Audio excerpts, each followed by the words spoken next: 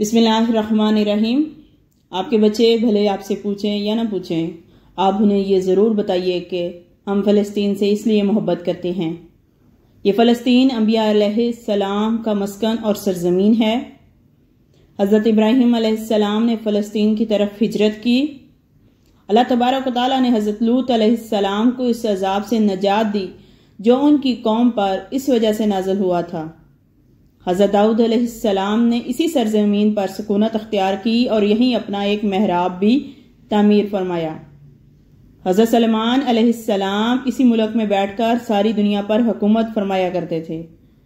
چونٹی کا وہ مشہور قصہ جس میں ایک چونٹی نے اپنی باقی ساتھیوں سے کہا، اے چونٹیوں اپنے بلوں میں گھس جاؤ، یہی اس ملک میں واقع اسکلان شہر کی ایک وادی میں پیش آیا جس کا نام بعد میں وادی نمل یعنی چونٹیوں کی وادی رکھ دیا گیا۔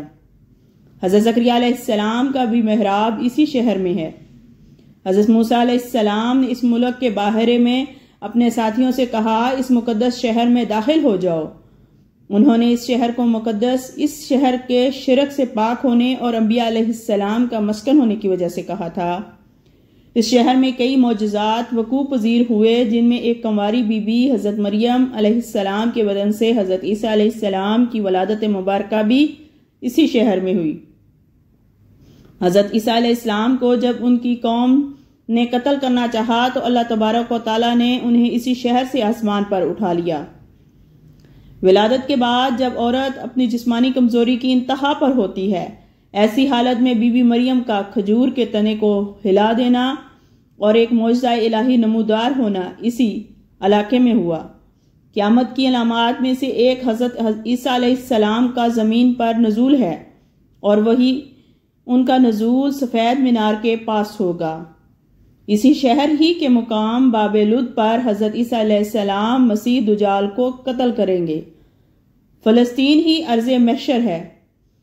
اسی شہر سے ہی یاجوج و ماجوج کا زمین میں قتال اور فساد کا کام شروع ہوگا۔ اسی شہر میں وقوع پذیر ہونے والے قصوں میں سے ایک قصہ طالوت اور جالوت کا بھی ہے۔ فلسطین کو نماز کی فرضیت کے بارے میں مسلمانوں کا قبلہ اول ہونے کا اعزاز بھی حاصل ہے۔ ہجرت کے بعد حضرت جبرائیل علیہ السلام دوران نماز ہی حکم ربی سے مسجد اقصی سے بیت اللہ کعبہ مشرفہ مکہ مکرمہ کی طرف رخ فرما گئے۔ جس مسجد میں یہ واقعہ پیش آیا وہ مسجد آج بھی مسجد قبلتین کہلاتی ہے۔ حضور اکرم صلی اللہ علیہ وآلہ وسلم کی معراج کی رات آسمان پر لے جانے سے پہلے مکہ مکرمہ سے یہاں بیت المقدس لائے گئے یعنی فلسطین لائے گئے۔ سرکار دو عالم صلی اللہ علیہ وآلہ وسلم کی اقتداء میں انبیاء علیہ السلام نے یہاں نماز ادا فرمائی۔ اسی طرح فلسطین ایک بار پھر سارے انبیاء کا مسکن بن گیا۔ سیدنا ابو ذر کہتے ہیں کہ میں نے رسول اللہ صلی اللہ علیہ وآلہ وسلم سے عرض کیا، زمین پر سب سے پہلی مسجد کون سی ہے؟ تو آپ صلی اللہ علیہ وآلہ وسلم نے فرمایا مسجد الاحرام یعنی خانہ کعبہ۔ میں نے عرض کیا پھر کون سی ہے مسجد بنائی گئی؟ تو آپ صلی اللہ علیہ وآلہ وسلم نے فرمایا مسجد الاقصی یعنی بیت المقدس۔ میں نے پھر عرض کیا ان دونوں کے درمیان کتنا فاصلہ تھا؟ تو آپ صلی اللہ علیہ وآلہ وسلم نے فرمایا 40 برس کا، اور تو جہاں بھی نماز کا وقت پا لے وہی نماز ادا کر لے۔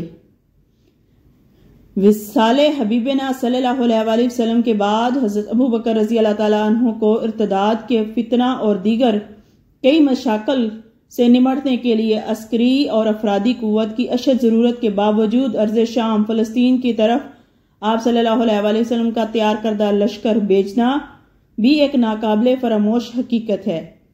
اسلام کے سنہری دور فاروقی میں دنیا بھر کے فتوحات کو چھوڑ کر محض فلسطین کی فتح کے لیے خود سیدنا عمر کا چل کر جانا اور یہاں پر جا کر نماز ادا کرنا اس شہر کی عظمت کو اجاگر کرتا ہے۔ دوسری بار بینہ معراج کی رات بروز جمعہ 27 رجب 583 ہجری کو صلاح الدین ایوبی کے ہاتھوں اس شہر کا دوبارہ فتح ہونا بھی ایک نشانی ہے۔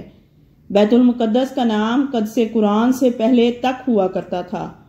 قرآن نازل ہوا تو اس کا نام مسجد اقصی رکھا گیا۔ قدس اس شہر کی اس تقدیس کی وجہ سے لیا گیا جو اسے دوسرے شہروں سے ممتاز کرتی ہے۔ اسے دوسروں شہروں سے ممتاز ہونے کی حیثیت سے رومیوں کے جبر و استبداد سے بچانے کے لیے 5000 سے زیادہ صحابہ کرام رضوان اللہ علیہ السلام نے جام شہادت نوش فرمایا، اور شہادت کا باب آج تک بند نہیں ہوا، سلسلہ ابھی تک چل رہا ہے۔ یہ شہر اس طرح شہیدوں کا شہر کہلاتا ہے۔ مسجد اقصی اور بلاد شام کی اہمیت بالکل حرمین شریفین جیسی ہے۔ جب قرآن پاک کی یہ آیات والتین والزیتون طور سینین وہذا البلد الامین نازل ہوئی تو ابن عباس کہتے ہیں کہ ہم نے بلاد شام کو تین، انجیر سے، بلاد فلسطین کو زیتون سے، اور زیتون سے الطور سینین مصر کے پہاڑ کو، اور طور جس پر جا کر حضرت موسیٰ علیہ السلام اللہ سے ہم کلام ہوا کرتے تھے، اس استدلال کیا، اور قرآن پاک کی یہ آیات مبارکہ نازل ہوئی جس سے امت محمدی حقیقت میں اس مقدس سرزمین کی وارث ہے۔ فلسطین کی عظمت کا اندازہ اس بات سے بھی لگایا جا سکتا ہے، یہاں پر پڑھی جانے والی ہر نماز کا اجر 500 گنا زیادہ ہے۔ امید کرتے ہیں انفارمیشن پسند آئی ہوگی۔ یہ مسلمان امہ کی یا ہمارے مسلمان ہونے کے لحاظ سے ہمارے تمام بچوں کو اور ہمیں پتہ ہونی چاہیے۔ انفارمیشن کو لائک کیجیے گا، شیئر کیجیے گا، یہ ہمارا ایک دینی فریضہ ہے۔